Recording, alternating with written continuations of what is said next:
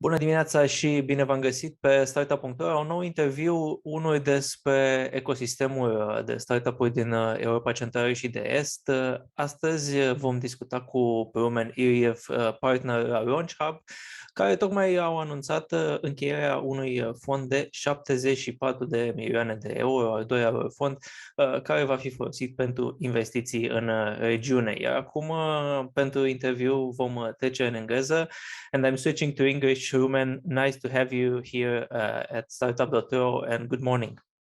Vlad, thank you for inviting me for this interview for Startup.ro. I'm very honored to be here, so I'm all yours. So good morning to everybody.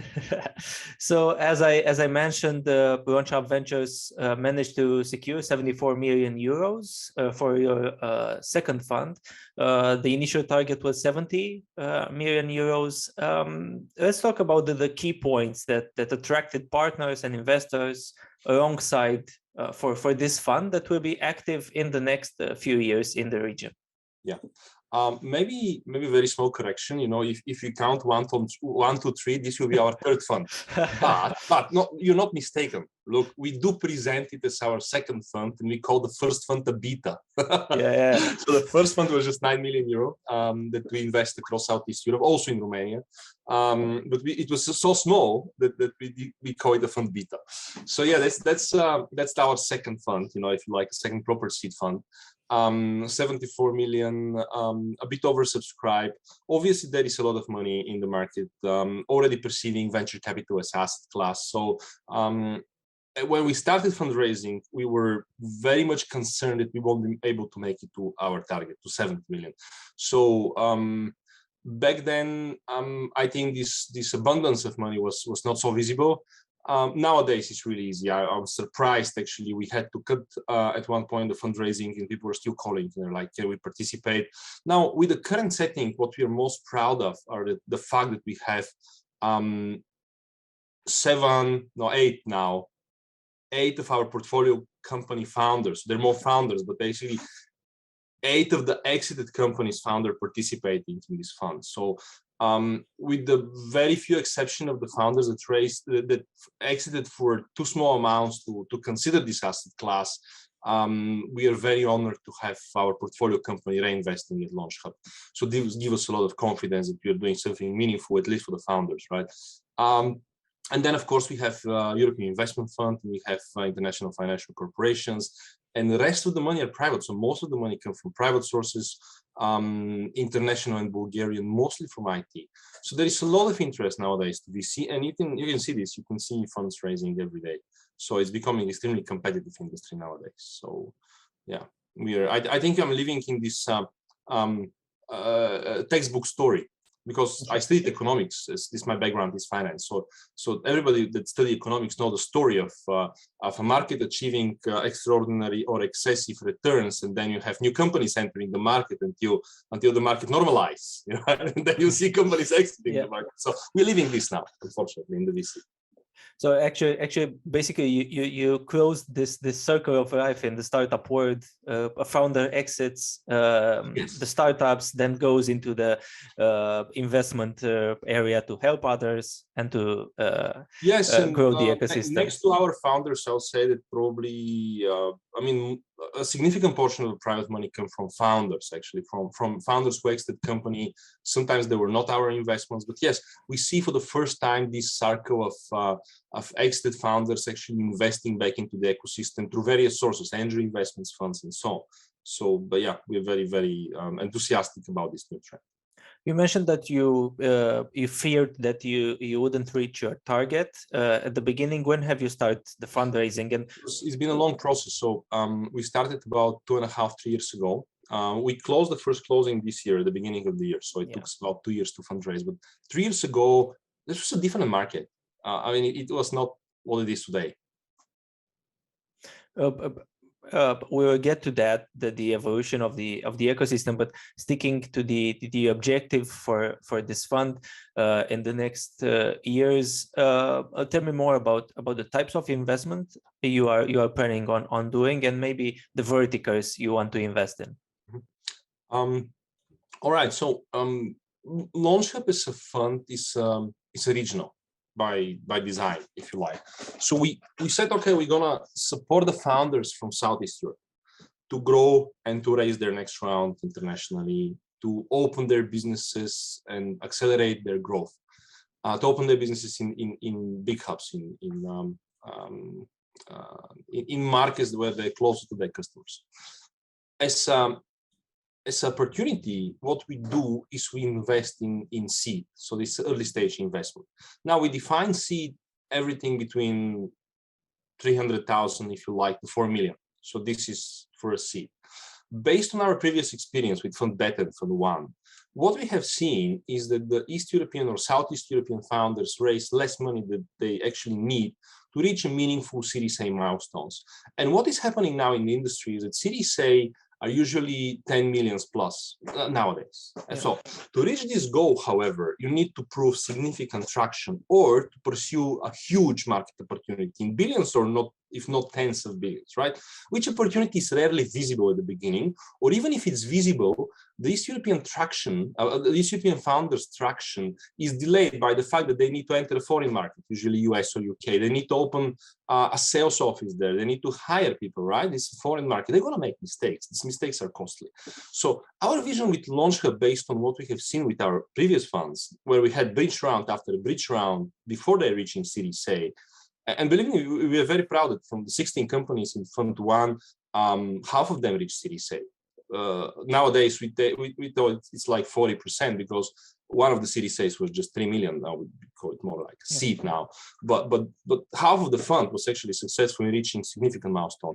But this came after some bridge rounds. And we said, okay, let's make a fund for Southeast Europeans that you help them go from seed to Series A with no more bridging, right? Right. So we're gonna be the bridge fund, if you like. Also, in terms of vertical, we don't. I'm very skeptical about verticalization. Okay, it's a marketing element for funds, so you can say I'm specialist in that. Well, you're not. I mean, you have usually 2-3 investments in this vertical, so you're far from specialist. So if we exclude the marketing element, then verticalization is in the early stages. It's a very awkward concept because look, we've been doing this since 2012. Imagine in 2012, what was topical was like we do these mobile first funds, right? There were mobile apps, right? They were a big thing back then. And then this like, we're going to do cloud first fund, right? And we're going to do AI first fund. And we've been through this like marketing messages like property and now future of food and fintech and so on. But the fact is that what we would like to do is to partner with entrepreneurs and help them raise and help them grow, right? And if we are capable of doing this without specializing, why specialize? I mean, so no, we are vertical agnostic. We say we go early stage, we go vertical agnostic. Our advantage is that we're closer to the founders. We're able to validate that these founders are credible, that they're doing something meaningful, and focus very much on helping them to raise Series A, helping them very much to cross this chasm between seed and Series A nowadays. You mentioned that founders usually raised less than they needed. Was this a case of the founders from this region being more conservative, or just the market was as such? The market was such. So none of us, I mean, we didn't have this money available back then. Nowadays, this is changing. So we see European funds, American funds entering the market, obviously regional funds raising more and more. Back then, there was not enough money. And also somehow we had this cost advantage of the region that is not there anymore. So the cost advantage almost disappeared. And in terms of hiring salespeople, it doesn't exist. So you need to hire actually internationally. In terms of developers, it's like the prices of salaries are such that it's really, really small.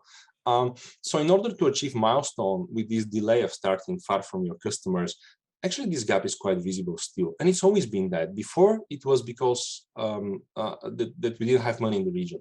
Now is because we are a bit more shy in terms of funds and in terms of risk appetite and in terms of founders believing that they can get to something more meaningful early on as funding rounds.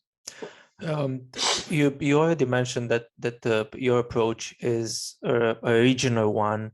You always said that you want to be a regional fund. why do you feel the need to stay regional? Why is this important, in your opinion, for the ecosystem in this part of the world? Okay. So with the previous funds, we had these limitations. So the first limitation was we needed a mother company in Bulgaria. So we said, okay, let's make every company with a mother company in Bulgaria. The second limitation was we need a daughter company, like the Romanian funds nowadays. And then we had to make a lot of effort to put daughter companies. With this fund, with predominantly private money, we're completely free in terms of jurisdictions and where we invest. However, what we don't have is the brand to compete in Western Europe, first of all. And what we don't have are the contacts. So what usually happens in the investment rounds is like we spot a good company, or investors spot a good company, right? They think it's a good company run by good founders. Imagine that these founders are in a country you don't know nothing about. So you don't know the ecosystem and you don't know who to call. You don't have investments there, right? You don't have portfolio companies. And without the capability of asking 3 to 5 people about the founders themselves, you cannot really validate them. I mean, yeah, you can have good traction selling to their cousins. I don't know. I mean, like, you don't know anything about these people and you don't have even a good first connection to ask about them, right? Now, as a regional fund, we have investments in all countries with few exceptions in Southeast Europe. And not one, we have usually 2 or 3. And we've been in these countries connected to other funds. We've been in these countries connected to the ecosystem, if you like, as such, as angels, as lawyers, as funds, as players. And then it's way easier to, when we spot a good company, to validate it.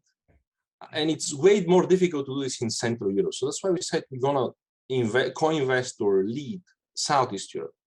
This is what we can do. But we cannot really lead Central Europe. We can only co-invest there. So this is, our vision is lead or co-lead Southeast Europe or co-invest, but definitely only co-invest in Central Europe. And this is what we're doing now. So it is a necessity, lack of brand compared to lack of contacts. And we always say that seed is a local game, or due to the fact that you need to be connected to this ecosystem and be able to understand the background of the founders, the ambition of the founders, to be able to meet them, if you like, and be able to move forward fast. So it requires a bit of presence, regular presence. You mentioned the level of investment between 500K and 3 million, if I'm not mistaken, or 2 million. Nowadays, we try to be very flexible in this seed stage. So we can lead 4 million rounds. To lead meaning to get half or 75% of the round. I don't think we ever get 100% of the round. I mean, with 74 million, we're absolutely capable of investing 4 million at the beginning, but we're not going to do it. The reason is we would like to partner with the previous investors. We would like to partner with other investors. And this is what we're doing most of the time. So Launchub usually subscribes half, sometimes less than half, sometimes more than half. So that's why we change so much when we talk to other VCs, we say we invest up to 2 million because they understand that we're going to subscribe 2 million out of 3.5 million round. When we talk to founders, if we say 2 million and they're raising 3.5, they won't get it. Sometimes they'll be like, yeah, you're investing too little. No, I mean, we can actually lead, we can take the whole round, but it's not how the industry functions. So within this up to 4 million, we try to be a relevant player for the founders. So yeah. Also, you just mentioned the need to ask about the founders, to basically document yourself on that startup activities. So I want to go to the criteria you are taking into considerations when scouting the startups before deciding to invest in them. Yeah, look, nowadays is, I guess, reverse. So founders are reaching to our portfolio companies asking for references. So it does more or less pitching to the founders why we can deliver value next to money. It is the world has changed in a way that I think that it's a founders market nowadays, right? But it's true that we say no most of the time. The reasons are usually the following: either we don't understand or believe in the market opportunity. And now what is happening is that due to the inflation in valuations and rounds, okay, we have contributed to this, I agree, right? The Series A rounds are now happening at valuation of 50 million and above. Sometimes pre-money is more than 50. And this is our goal at the end of the day. So as I said, we are contributing to this phenomenon. But for a Series A investor to make, because for us the Series A is a key milestone, right? This is where our effort goes together with the founder to raise. So, but you have to think their way, right? If you invest at 50, you need to see opportunity of $1 billion, at least, right? And if the funds are bigger and bigger and they don't see this billion at least or tens of billions of opportunity, they're not going to invest. Now, knowing this as a seed fund, if we invest in something smaller, we know it will be very difficult to raise capital. Smaller in terms of $100 million exit. I mean, before it was quite nice to have $100 million exit. Nowadays, if we invest something that will be sold for 100 million, we're not doing a good job. And this company is not probably going to raise Series A. So one of the most important elements nowadays is the market. I mean, the market opportunity and how big this company can really go based on the market assessment.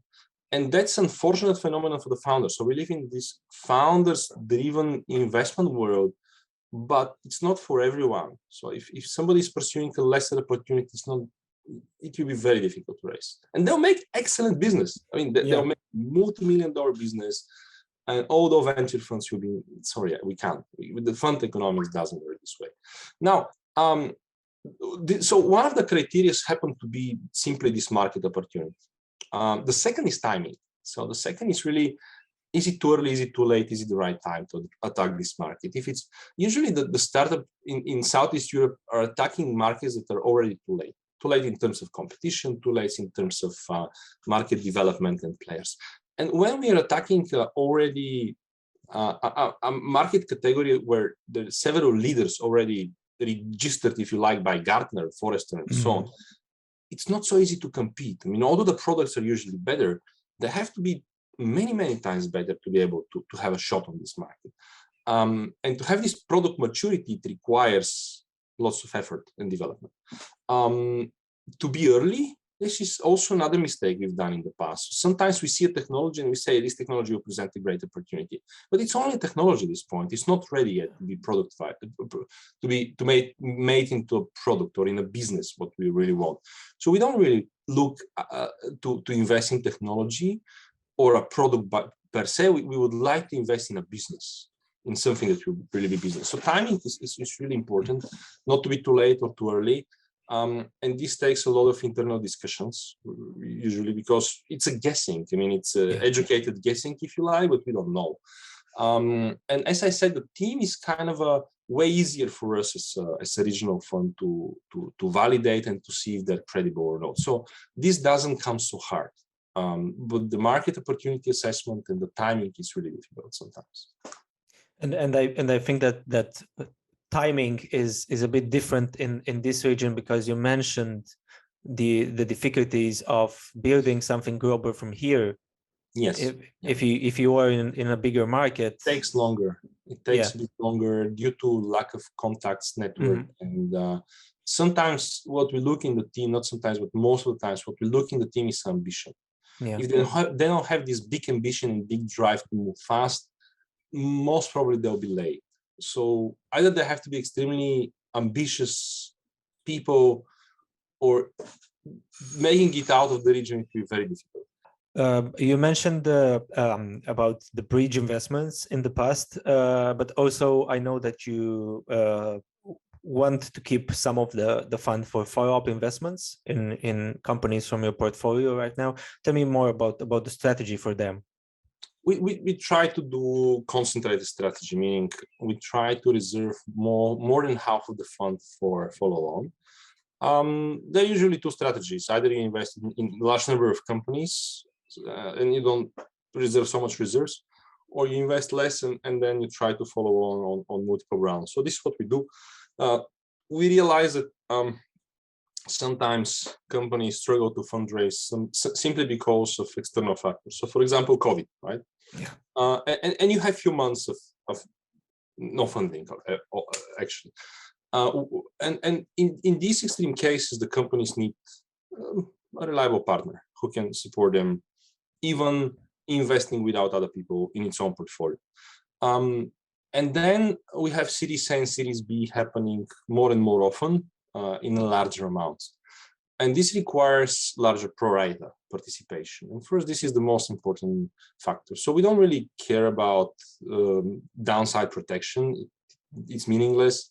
What we care about is to deploy as much money as we can in the companies that are growing. So this is, at the end of the day, the field they need to grow, and it's our mandate to do. So what we care about is these follow-on rounds. That's why we preserve so much reserves to invest in these follow-on rounds. With the previous funds, we kept 30%. It was not sufficient. So now we try to go to 50, 60 and above. So every investor is different. So tell me what the founders and the startups can expect when interacting with Launchub Ventures. How would you describe your approach, your involvement in the life of the company? Yeah, we have few rules internally, if you like. One rule is everything is voluntary.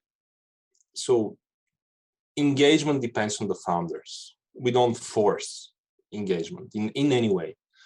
The second rule, or actually the first rule, is the timing is the most precious resource. So invest money to buy time. So invest millions to buy 18 months. So you have to imagine that every day is extremely expensive from the perspective of how much money are invested in a company. Wasting the founder's time is the worst thing the investors can do. Wasting them meaninglessly. So we try not to waste time, and we try to add value in a voluntary way. So we cannot force startups to connect with other people, or to get insights, or to work on a certain deal that you think it's meaningful for them. So it's more of a, hey, we would like to help, and I think every investors would like to help, right? And what we try to do is we try to add our network next to yours, and let's see if this can be of benefit to you. But you're gonna decide how to use it on a unstructured way, if you like. The structured ways are more towards raising Series A. So it is very simple. Our major milestone, as one of my partners put it, it's to help the companies raise Series A. So let's try to do everything in our powers to help them. So we did now open publicly this Series A Academy that we used to do privately for the portfolio. We open it also for marketing purposes, but we also open it to other founders to be able to easily connect to Series A investors. So last week we had Reid from Rumen Ventures, the second oldest US fund. Before that we have had Early Bird, we have had most of the European VCs and some of the US and UK VCs, usually Series A ones, presenting and answering founder questions. So this way the founders are able to build relationship. Internally it's easy because they're just a bunch of startups and an investor on a Zoom call.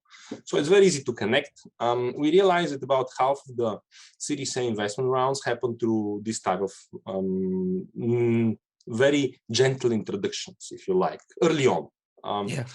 The other half comes from the pool of Series A investors directly. So they come and they invest, or through random sources of introduction. Now, we also do, of course, the direct introduction when fundraising is in order. We try to add value through also additional workshops with opinion leaders, with thought leadership, if you like. We are now very proud that we see these people from the region. We were very happy to have Varga Moyet from UiPath recently participated, for example. So we actually see people who can add value that is not fundraising value to startups, also from Southeast Europe. Before that, it was extremely difficult. We were actually going to UK to secure people, to build contacts, to US as well, to be able to drive people to be able to give some of their time and to startups that they needed, right? To portfolio companies that they needed. Now, what also works with us are these interaction between portfolio companies. So one is, for example, opening offices in US for the first time, right? So there are 10 who have done this before. So why struggle, right? Why not ask and get on the phone and meet with people who have already done it, so they can give you their first-hand experience. You don't need the investors to tell you I do this, right? It's better to take this from the founder. So this type of a founder circles internally delivers this value when needed on the topics that the founders have currently to solve. But it's not a structured way. It's not like you have to do it, right? You do it when you think you should. Otherwise, it doesn't work. That's my experience. So, because you closed the fundraising right now, I know that you are preparing investments right now. One startup from Bulgaria, one startup from Romania, if I'm not mistaken. Tell me more about these startups. I know that you cannot name them, but about what attracted to them, the fields where they are active. I'll be more general here, if you like. I'll say what I see, which is very interesting trend. We've been investing in the region in the last 9 years. So, and 9 years ago, we do have to educate the market what's a startup, right? 5 years ago, the market was there. So everybody knew what's a startup. And the big trend was like outsourcing companies building products. But they were very unsuccessful. They didn't have the skills. It's a different game and so on. Nowadays, they are successful, actually. So we see outsourcing companies or service companies from the whole region, the founders of these companies, moving to a product business with a way greater success than before. So that's a very interesting trend. So I would say that some of the companies we pursue are this type of companies because they have the skills, they have the ability to hire, they have managed to identify interesting problems to work on, and their ambition is now different. So they come with expertise and ambition to solve something really big. And that's a change. That's a huge change than what we have seen before. And because the region was strong in outsourcing, this gives us a confidence that finally we can see a lot of product companies actually being started spin-off from the teams of these traditionally service businesses. The other interesting opportunities lies in the diaspora, so meaning in the founders who are abroad, who did their businesses abroad.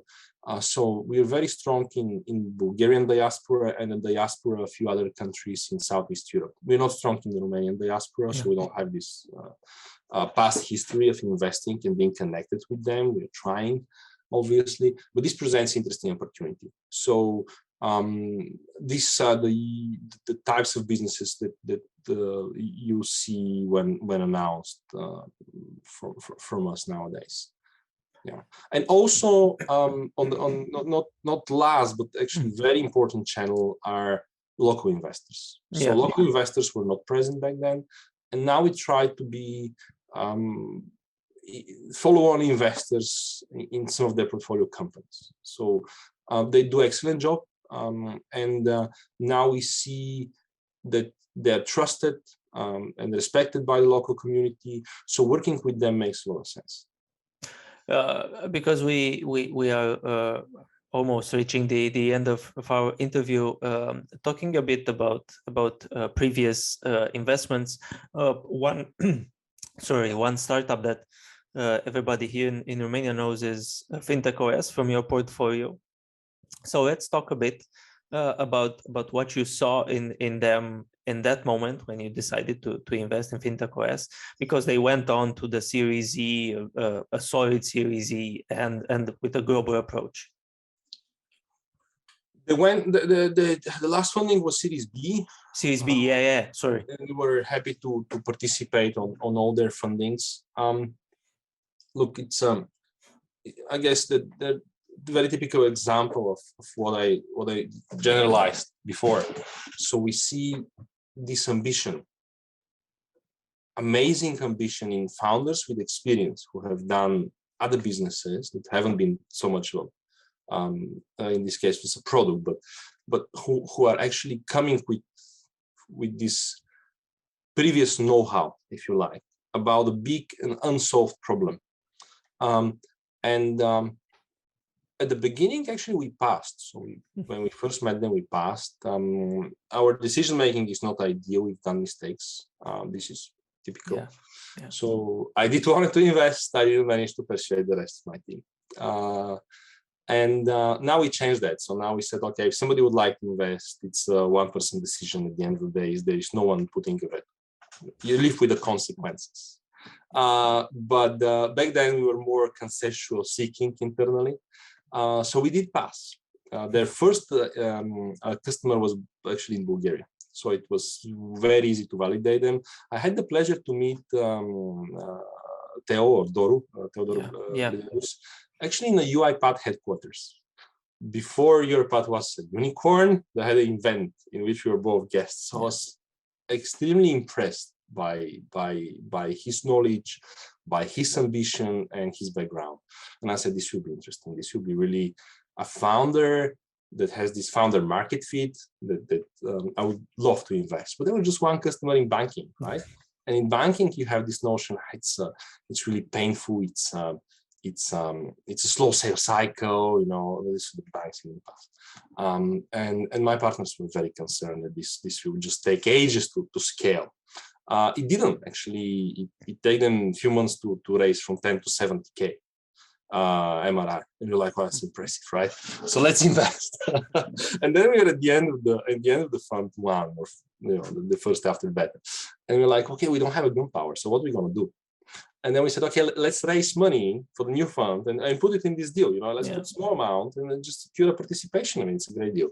So this is what we did. We put our own money and we get few angels money. And we said, we're going to invest our first check from the new fund. I mean, it's like we're in the beginning of the fundraising, but doesn't matter.